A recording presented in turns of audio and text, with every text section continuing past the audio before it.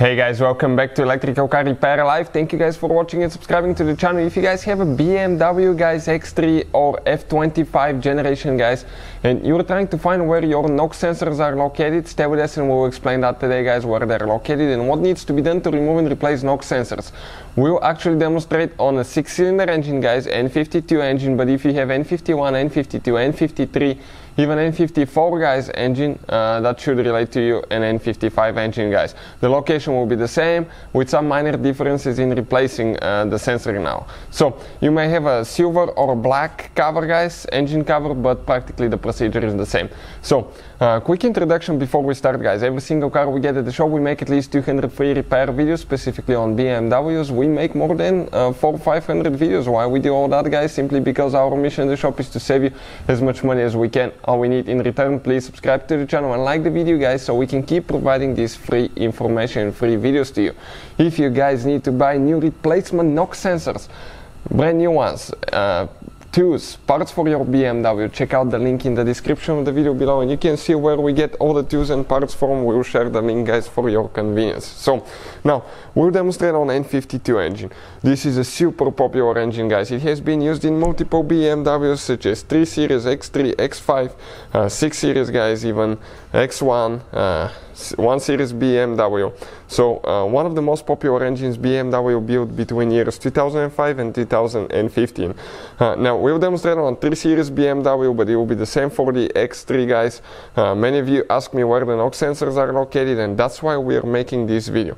Before you start guys, number one, disconnect your car battery. Okay, the battery needs to be disconnected. Why?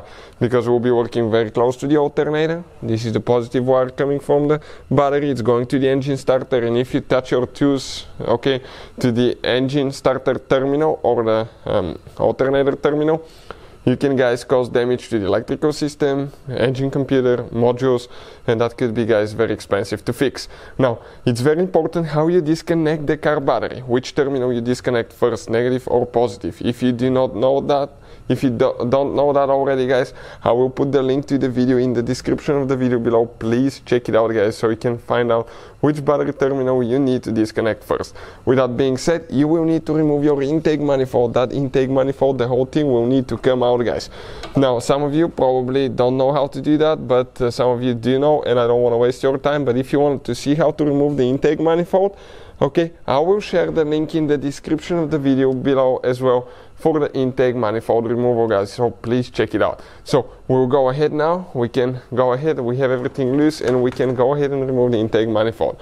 Always install new gaskets when you remove, okay, the intake manifold guys. It's recommended to put new gasket kit.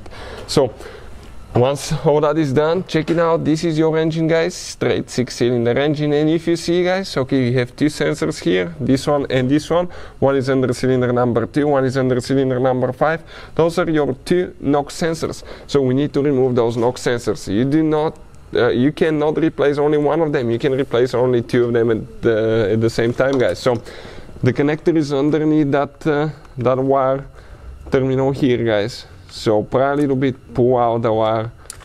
Okay, and now we need to get, there is a special tool, it's called a female Torx guys. Okay, let me focus quick, perfect, this one here, E12, and we need to remove the two bolts now. So two bolts are almost coming out, just pre-loosen them.